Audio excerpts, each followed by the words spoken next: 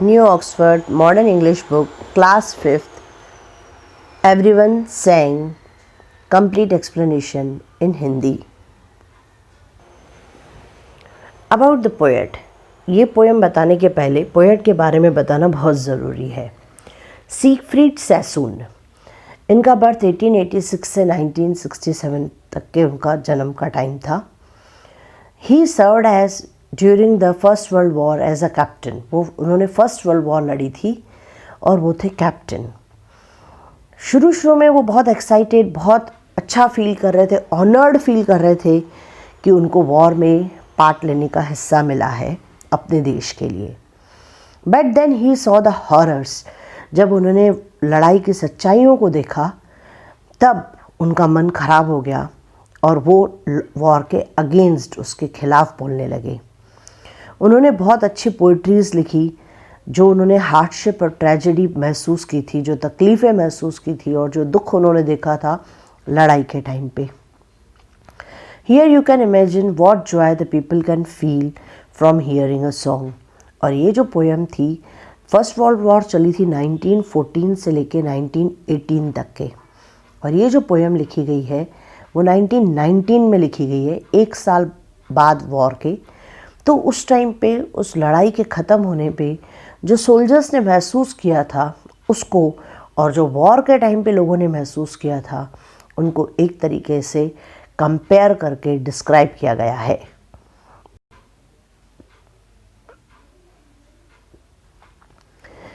Everyone suddenly burst out singing and I was filled with such delight.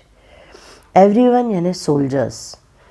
जब war ख़त्म हुई तो हर कोई जो है वो इतना खुश हुआ, वो एक खुशी के मारे ज़ोर ज़ोर से गाना शुरू कर दिया। Everyone suddenly burst out singing, हर कोई खुश होके गाने लगा। And I was filled with such delight, और मैं भी उस खुशी का हिस्सा था। उस वॉर के एंड होने पे मुझे भी बहुत खुशी हुई थी कि ये वॉर आखिर ख़त्म हुई। उस खुशी को डिस्क्राइब करते हुए पोएट ने यहाँ पे बर्ड का एग्जाम्पल लिया है, जैसे अ प्रेजेंट बर्ड, यानी पिंजरे में जो बंद पक्षी होता है उसको अचानक ही किसी ने फ्री कर दिया है। जैसे उसको a present bird must find in freedom. ये वो जो खुशी उनको महसूस हुई थी वो ऐसे महसूस हुई थी कि जैसे कि पिंजरे के बंद पंछी को कोई अचानक आज़ाद कर दे तो वो जो खुशी महसूस करता है, वो खुशी सभी सोल्जर्स ने, सभी लोगों ने महसूस की थी। यानी पोएट ने यहाँ पिंजरे के बंद पक्षी यानी वॉर की स्टेट को समझा है, कंपेयर किया है, और फ्रीडम यानी वॉर के ख़त्म होने को एक्सप्रेस किया है। जब वो पक्षी पिंजरे से एकदम आज़ाद हो जाता है और उसको उड़ने की आज़ादी मिलती है, तो वो जिस पागलपन के साथ और जिस तरीके से वो सफ़ेद आसमान में हर जगह उड़ने लगता है, जैसे विंगिंग वाइडली यानी उड़ने लगता है बिना कुछ सोचे समझे, जैसे वो कर सकता है वैसे उस सफ़ेद आकाश में, वैसी खुशी जो है सोल्जर्स लड़ाई के ख़त्म होने पे महसूस कर रहे थे। ऑर्चर्ड यानी फलों के बगीचे। डार्क ग्रीन फील्ड, बहुत बड़े बड़े खेत ग्रीन कलर के।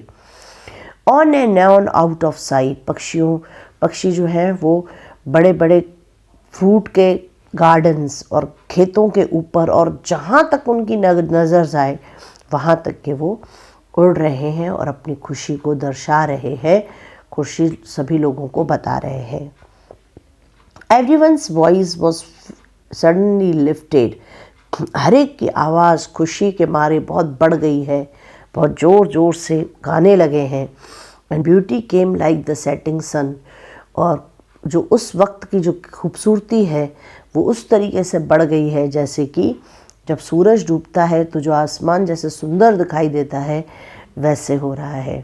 My heart was shaken with tears and horror drifted away, मेरा जो दिल है वो खुशी के आंसू के मारे, शेकन यानी एकदम मेरी आंखों से आंसू आ रहे हैं खुशी के मारे, और जो मेरे अंदर डर था लड़ाई का वो पूरी तरीके से गायब हो चुका है इस लड़ाई के ख़त्म होने पे। Oh but everyone was a bird, लेकिन हाँ, हर एक जो है जो उड़ रहा है, जो खुश हो रहा है, वो एक बर्ड के जैसे है, और जो उनके वर्ड्स हैं, जैसे बर्ड के अक्षरों को हम नहीं समझ सकते, उसी तरीके से उन सोल्जर्स के जो वर्ड्स हैं उनको भी नहीं समझ सकते। जो सॉन्ग हैं वो वर्डलेस है, बिना किसी वर्ड के हैं, और ये जो सिंगिंग है वो कभी न ख़त्म होने वाले गाना है। ये इतनी खुशी है सबको कि ये कभी न ख़त्म होने वाली आवाज़ें हैं या गाने हैं।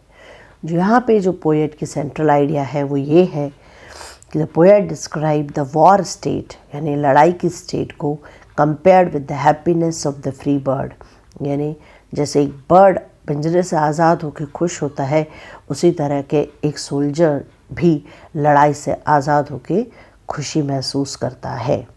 This is a poem which is written by Siegfried सैसोन।